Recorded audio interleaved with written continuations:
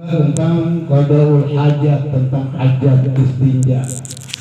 Kebanyakan orang belajarnya memang terlalu tinggi, dia belajar tauhid, dia belajar tafsir dan sebagainya. Ilmu yang paling dasar ini nggak dipelajari, kagak dipelajari. Padahal penting. Kenapa penting? Orang bisa ibadah kepada Allah, sholatnya benar dari wudunya dulu, istinjanya. Kalau istinjanya berantakan, istinjanya belepetan, pasti wudunya pun belepetan, pasti sholatnya apalagi nggak bakal diterima sama Allah. Jadi hal yang sangat penting sekali ilmu fikih ini, ilmu yang keseharian yang selalu kita pakai dalam bab al ibadah sholat. Makanya kata Nabi, awwalu ma yuhasabu bihil abdu yaumal qiyamah as-shalah. Ketika manusia dibangkitkan di padang mahsyar, dihisab yang pertama adalah sholat dulu. Benar nggak? Kalau sholatnya benar, amal ibadah lain katut benar. Kalau sholatnya nggak benar, sholatnya nggak beres, semua amal ibadah pun yang di belakang nggak beres. Sholat. Makanya beruntung ini masih ada Ustaz Hamdani sebulan sekali, rugi yang nggak hadir ke majelis. Rugi. Ini tentang bab sholat tuh, istinja. Makanya orang di kuburan banyak diazab sama Allah aja nggak ngerti tentang fikihnya, tentang baul yang kencing sembarangan, kencingnya berdiri. Orang laki kalau kencing berdiri itu beda dengan jongkok. Kalau jongkok itu di tanah, dia berdehen 3 kali keluar, tiris benar. Mohon maaf, ini fikih nanti dibahas. Itu kemaluan kita itu diurus biar tuntas. Kita kalau berdiri masih keluar lagi. Ini bab istinja. Jadi ilmu agama nggak usah belajar yang tinggi-tinggi, yang kecil nih, yang kecil pelajari. Karena orang lagi kalau dia kencing berdiri, dia nggak dehem lagi, udah. Mohon maaf, begitu kemaluan dimasukin ke sempak itu masih netes.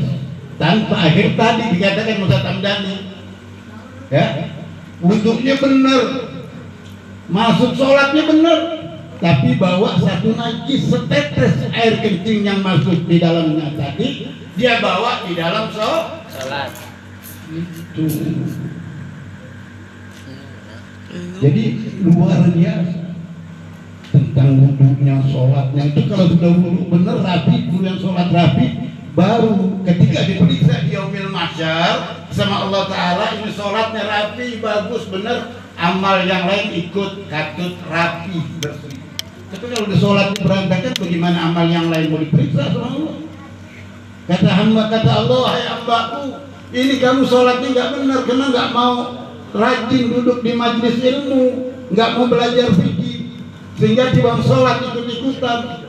Ketika sholat juga dia nggak ngerti sholat. Apa makna iyyaka na'budu wa iyyaka nasta'in? Ini harus konsentrasi kita kepada Allah yang luar biasa. Kita menyembah Allah dengan sujud kepada Allah, baru kita meminta sesuatu kepada Allah. Jangan ayat ini dibalik, iyyaka nasta'in wa iyyaka na'budu. Kebanyakan hamba Allah minta aja, sholatnya kagak, nyembah Allah kagak. Ini kan luar biasa. Jadi beruntung tadi ada 16 macam, baru 2 diterangin. Makanya butuh waktu ini, belajar ini butuh waktu. Kalau 1 bulan sekali terlalu lama. Artinya kalau dia bahas masalah fikih, yang penting asal dalam 1 bulan dia rajin, mau duduk aja dapat ilmu udah bagus. Ini ngaji udah sebulan sekali, kadang-kadang hadirnya 3 bulan sekali baru muncul. Ya udah, boro-boro bab istinja, bab yang lain juga nggak dapat. Rugi. Kalau kita masuk kerja absen 1 kali aja, dia lihat sama direkturnya ini ya, sampai 3 kali aja udah potong gaji. Kalau sampai seminggu aja mungkin sudah di backup, suruh keluar. Di BO. Itu urusan dunia, nah, urusan akhirat ini dulu.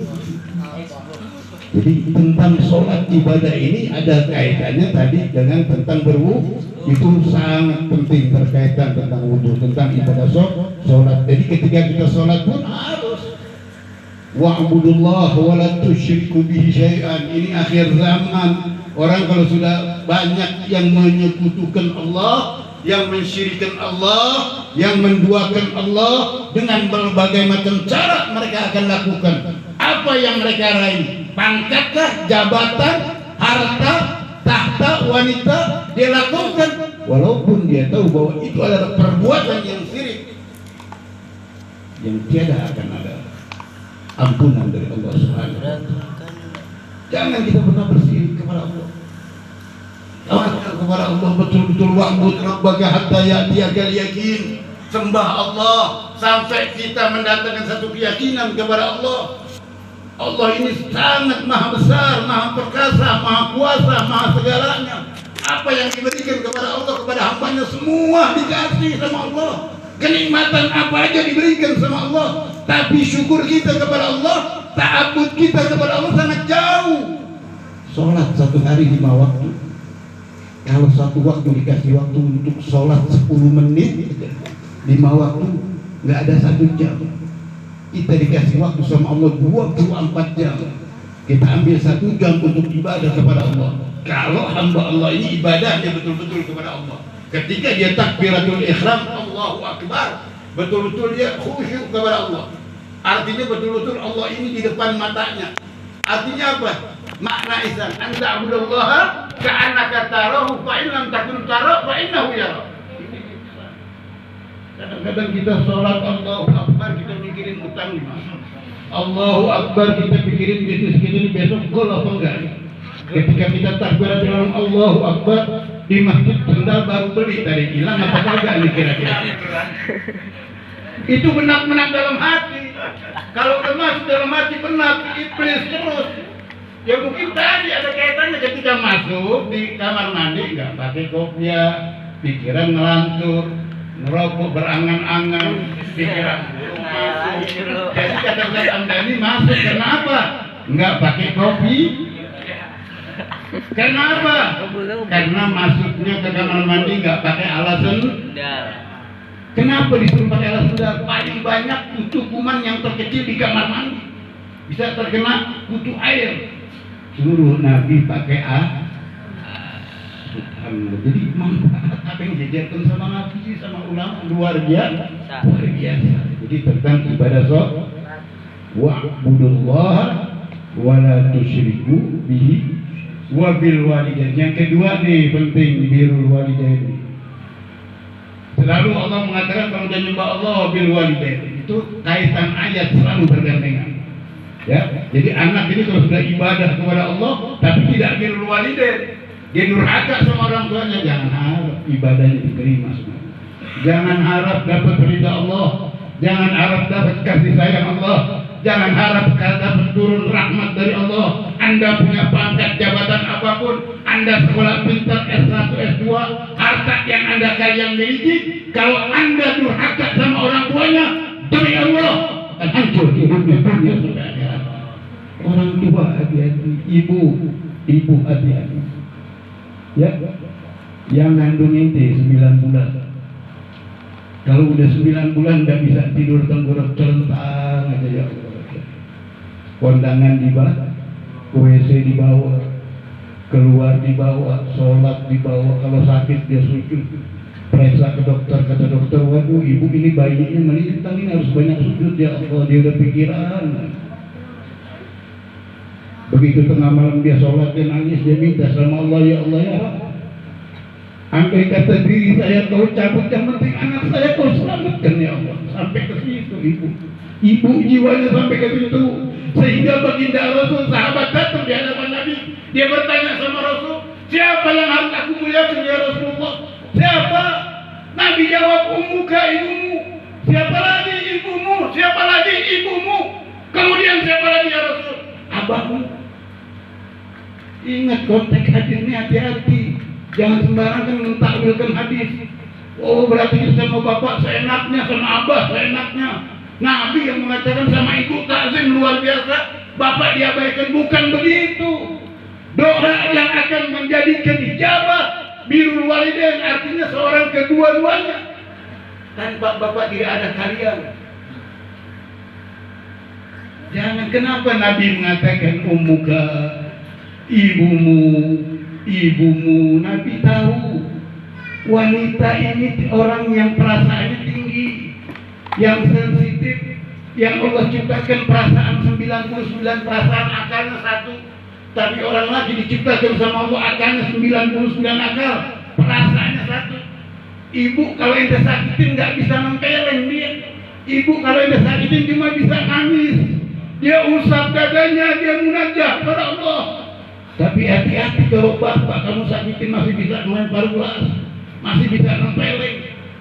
Kalau ibu lah, makanya Nabi perintahkan ibumu jaga hati-hati, jangan kau sakiti. Jaga, dia punya perasaan sensitif yang luar biasa. Jaga dia. Kalau anda ingin selamat dunia akhirat. Kalau orang lagi artinya tetap kamu berbakti sama bapak dan sama ibu. Cuman Nabi menekankan ibu karena ibu seorang wanita yang sudah pasrah. Kalau anak juga nggak bisa diatur, udah paling nangis, nggak bisa apa-apa ya Allah. Itu birrul walidain. Terakhir satu lagi saya ingin sampaikan. Ini persis dalam 10 Muharram. 10 Muharram, Insya Allah. Saya sedikit kupas tentang Karbala. Tolong Anda jangan nuduh saya Syiah ya. Jangan. Karena ini sejarah Islam. Ini sejarah yang harus dibuka. Bukan untuk Syiah saja, untuk ahlu sunnah dan untuk umat Islam, umat Nabi Muhammad.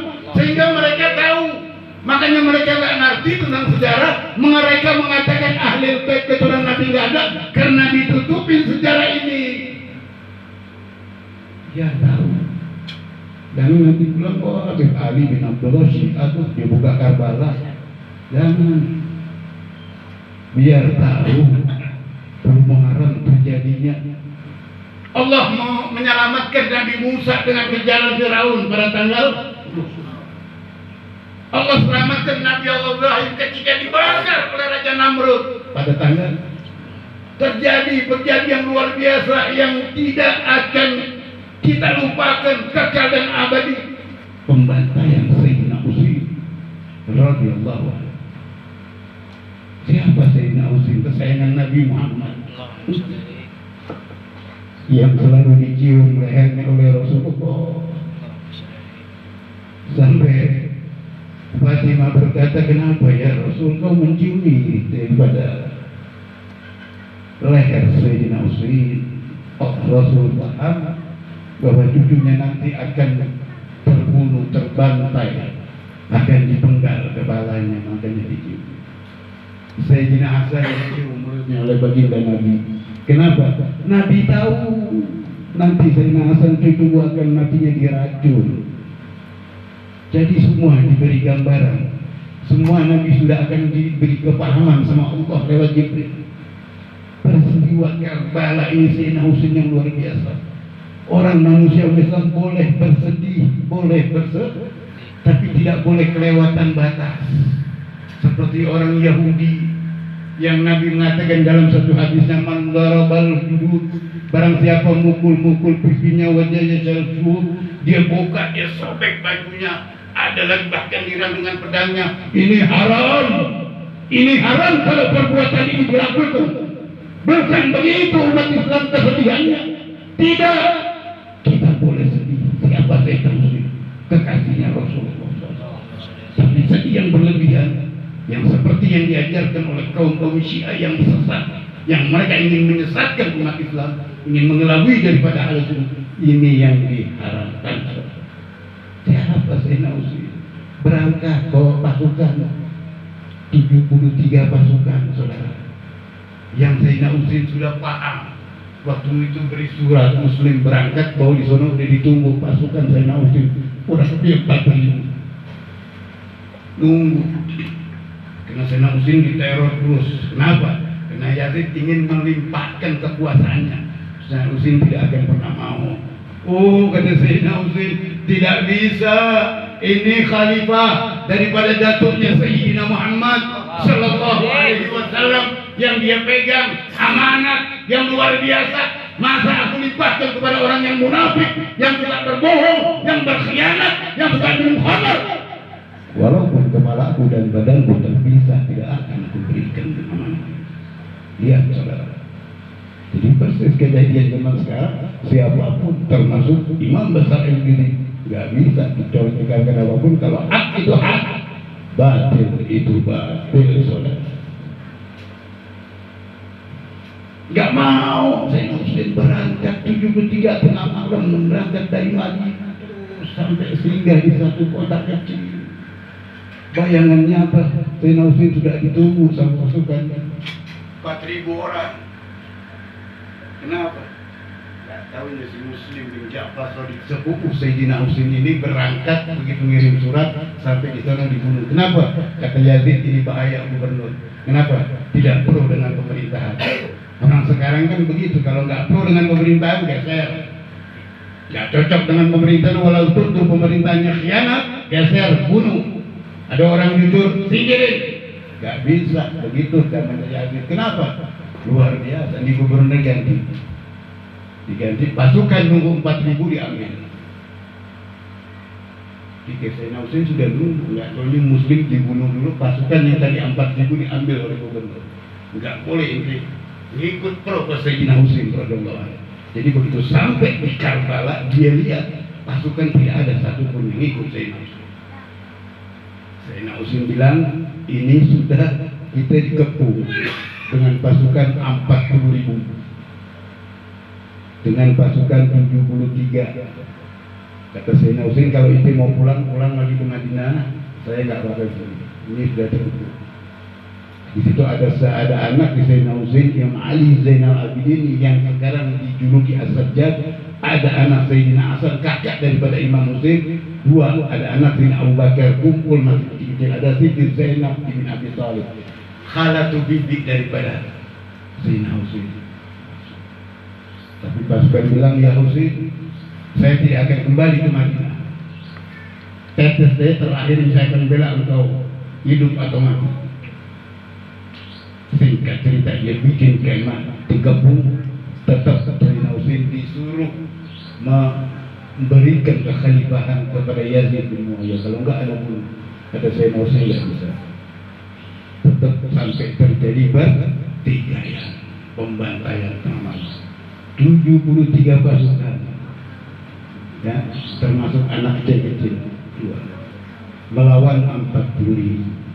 Tapi Sayyidina Husain pada saat itu dengan gigih dan tangguhnya dia ngebunuh sampai 12.000 orang Yahudi.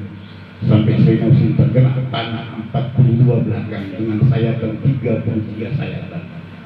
Sampai dibelah dipenggal sama Sammar bin Umar kalau nggak salah, kakak bapaknya itu sahabatnya Nabi Badar.